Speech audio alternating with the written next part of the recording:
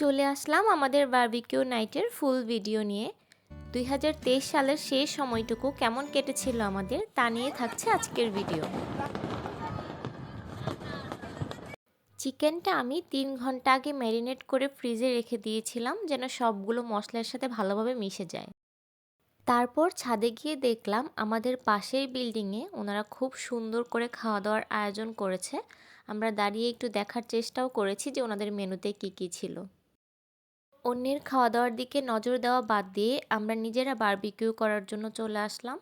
আর অনেক চেষ্টা করেও কয়লার মধ্যে আগুন ধরানো যাচ্ছিল না। এই কয়লাগুলো আমি অনলাইন থেকে নিয়েছিলাম। পরে আমরা কয়লা পরিবর্তন করে নতুন কিছু কয়লা নিয়েছিলাম। এগুলো দেওয়ার সাথে সাথে অনেক সুন্দর আগুন ধরে গিয়েছে। ব্যাস, কয়লায় তো আগুন ধরে গেল। এখন তার উপরে চিকেন দেওয়ার পালা। নেটটার মধ্যে হালকা তেল ব্রাশ করে আমি চিকেনগুলো একে একে ছড়িয়ে দিয়েছি। আমাদের চুলাটা একটু ছোট ছিল তাই চিকেনগুলো আমাদের 2 বারে দিতে হয়েছে। চিকেনগুলো আমরা একবার উল্টিয়ে দিয়েছি, এর মধ্যে 12টা বেজে গেছে অলরেডি।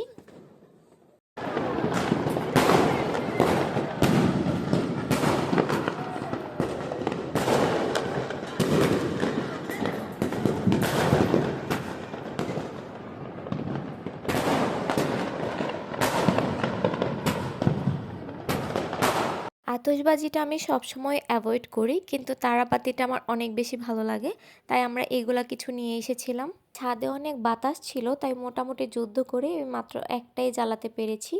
এইদিকে আমাদের বারবিকিউ এক সাইডে একটু পুড়ে গিয়েছে, কিন্তু পুড়ে যাওয়ার কারণে মনে হচ্ছিল যে টেস্টটা আরও বেশি ভালো এসেছে।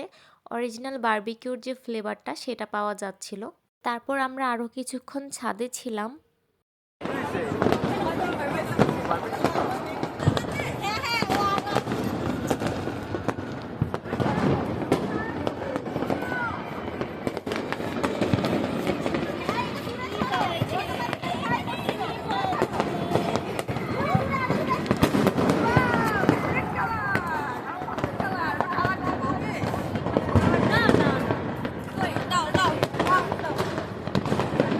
তারপর আমরা খাওয়া দাওয়া করতে বাসায় চলে এসেছি।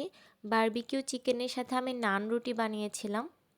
নান রুটিটা আমি প্রথমবারের মতো ট্রাই করেছি, আর মাশাল্লাহ অনেক বেশি সফট আর ভালো হয়েছিল খেতে।